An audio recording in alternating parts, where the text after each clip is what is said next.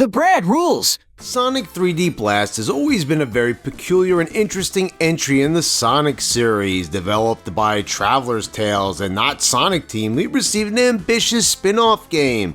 But it's a spin-off game that has far more in common with the mainline games than the other spin-offs like Dr. Robotnik's Mean Bean Machine or Sonic Spinball.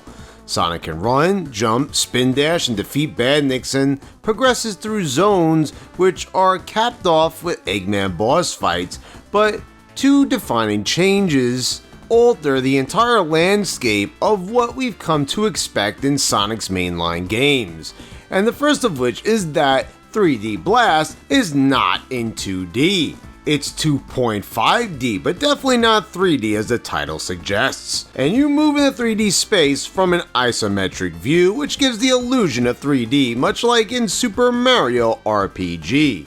We had actually seen something similar in Sonic Labyrinth on the Game Gear. The funny thing is the real 3D game was being developed by Sonic Team for the Saturn alongside this one, and was set to be released on the very same day. That game was Sonic Extreme, which was cancelled, and instead the Saturn ended up receiving a port of 3D Blast instead.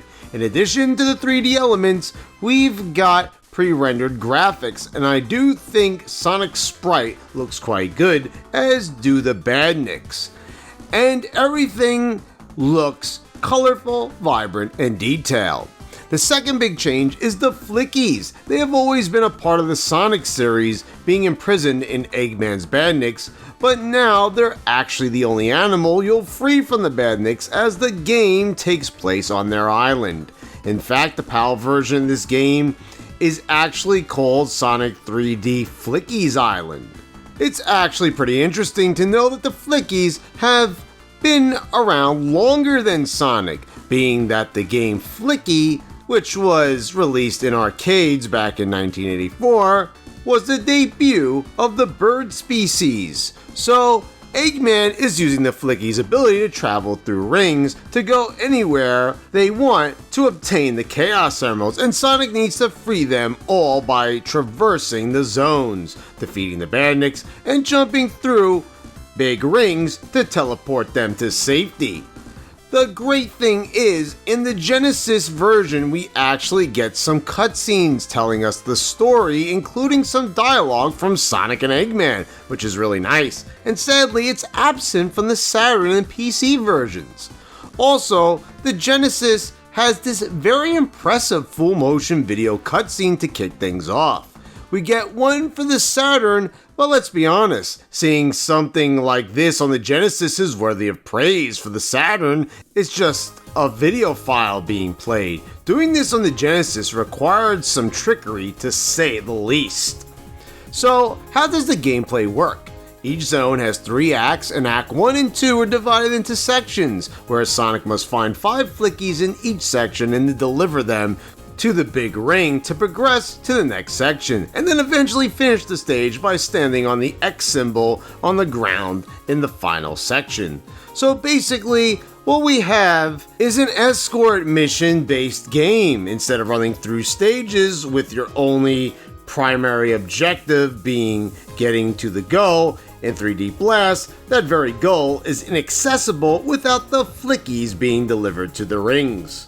So before we go too far, there's quite a few versions of this game, but they're all basically the same, with some differences that really don't change the overall gameplay too drastically. We have the Genesis version, which received an overhaul with the director's cut, which was released on the Steam Workshop by the game's actual lead programmer John Burden, featuring some tweaks and improvements. There's the Saturn version, which features revised environments, making some stages take on different aesthetics, but still maintaining the same layouts. There's also weather effects such as fog in Rusty Ruins and snow in Diamond Dust Zone. There's also CD quality music with an all different OST. The biggest difference concerning gameplay is that the special stages are completely different. They take advantage of the Saturn's graphical capability. These are some nice upgrades, but the game should have been so much more, being that this was on a 3D bit CD based console. There's a PC version too, which is essentially the Saturn version and actually has its own special stages, and they are nowhere as graphically impressive as the Saturns. We'll come back to the special stages in just a bit. One good thing about playing the director's cut is the controls are greatly improved to make things a lot tighter and smoother. I played the director's cut and then the Saturn version, and it was a massive difference. Sonic is faster and handles way better. Another big improvement is that you don't lose all your flickies when hit, which was always an aggravating affair that was remedied by a simple change that you'll only lose one flicky per hit as long as you have at least one ring. This alleviates a lot of the frustration the game originally caused in all the original versions of the game, no matter which one you played. Each flicky has its own style of behavior when loose, which makes recovering each of them a different experience.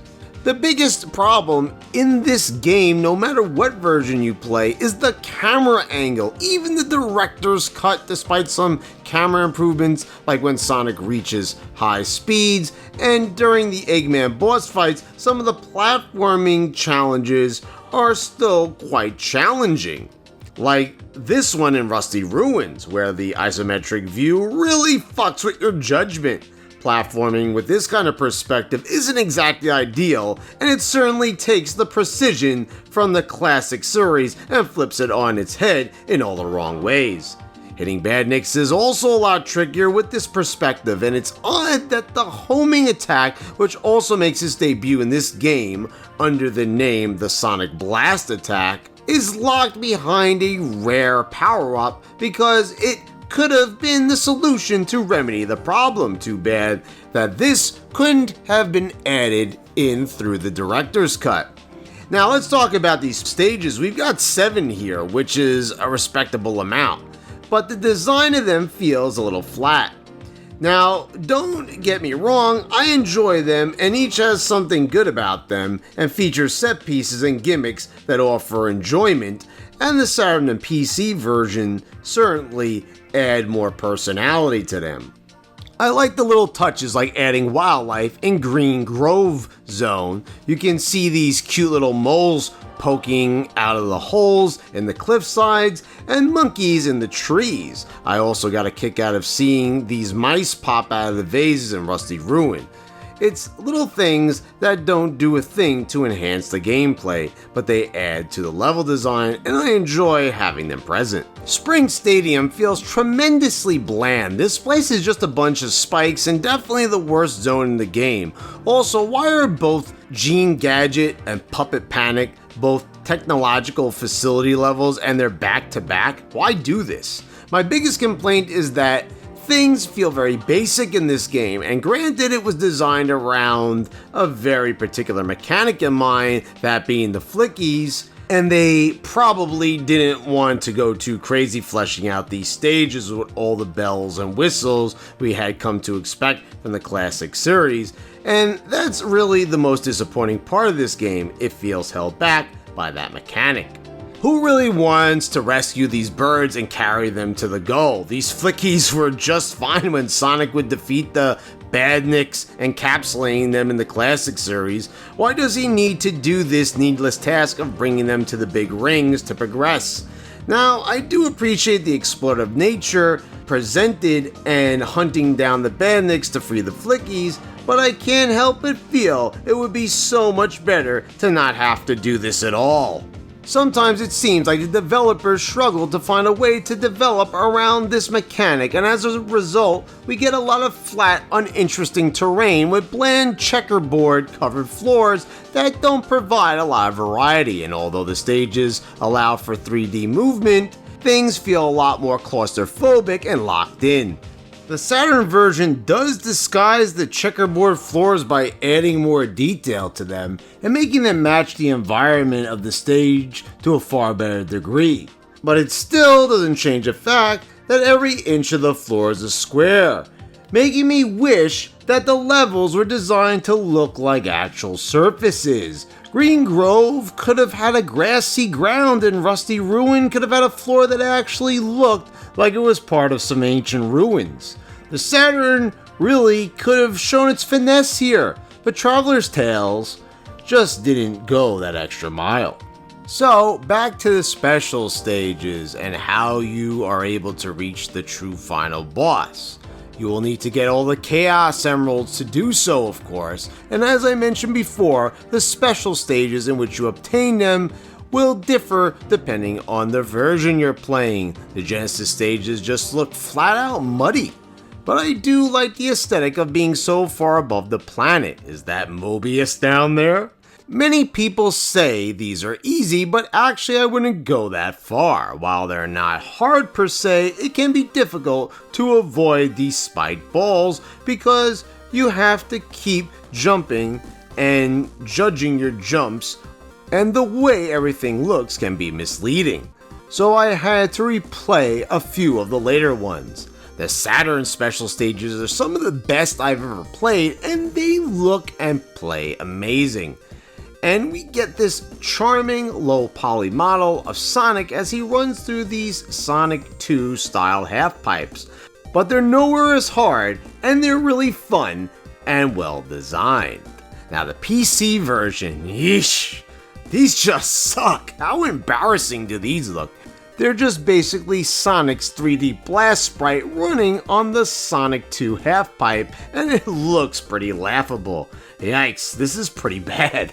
Now, how do you access these special stages? Well, you'll need to gather 50 rings and find Tails or Knuckles in one of the stages, and give them the rings, and you'll be transported to the special stage. Now, if you're playing anything other than the director's cut, you'll be able to give 50 rings to Tails and 50 rings to Knuckles, and be able to get 2 Chaos Emeralds per act. And these are no Sonic 2 special stages. It's very possible to rack these babies up. The director's cut makes an interesting choice that I don't like, and that's limiting you to 1 Chaos Emerald per zone. This really isn't a good change. It's also weird because the reward for collecting all the Chaos Emeralds is extended to gaining the ability to transform into Supersonic, but since you're now only able to do this by the final zone, it effectively becomes post-game content. Now, as I mentioned before, the music is different depending on which version you play, and this is a very interesting case as we have basically a Sonic CD situation on our hands. Jun Sonoe is the composer for the Genesis version, and he debuted as a contributing composer in Sonic 3, but his featured work was very minor. But here, he was allowed to have free reign over the entire soundtrack, and it is absolutely stellar, with his crowning achievement being this fucking amazing boss music. Holy cow, is this not the most menacing boss music to ever be featured in the Sonic game?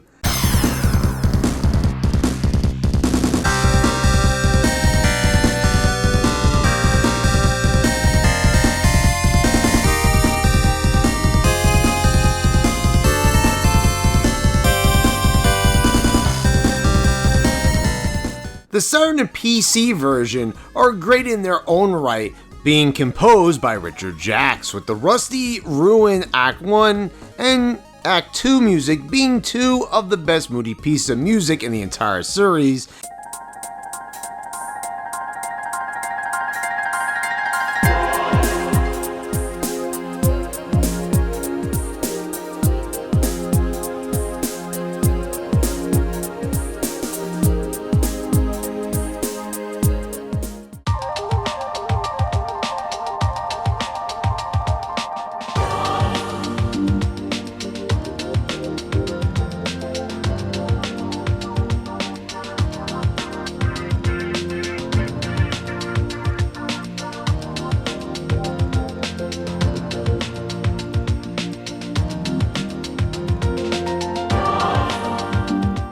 And the Gene Gadget pieces are superior to what's in the Genesis version.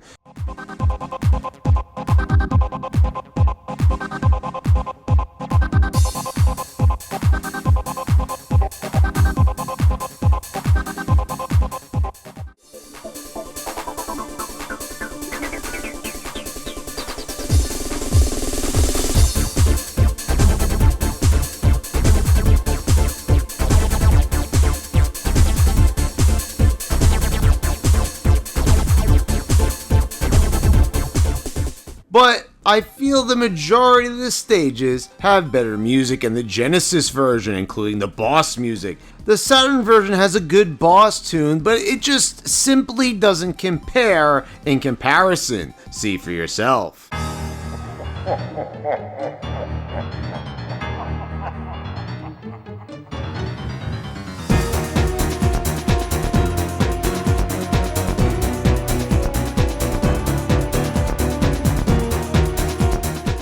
Yeah, that's good, but not mind-blowingly awesome like the Genesis is.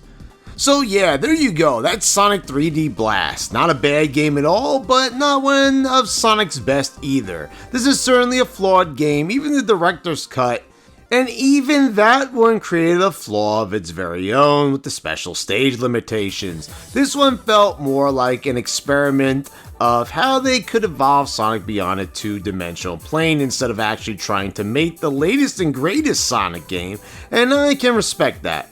Those who never played a Sonic game before shouldn't and probably won't start here, and come to think of it, it is entirely possible. I wonder who experienced this before playing anything from the classic series. If you are one of these people, let me know in the comments. That had to be quite the introduction. So guys, let me know what you think about Sonic 3D Blast in the comments below. Do you like this game? Do you hate it?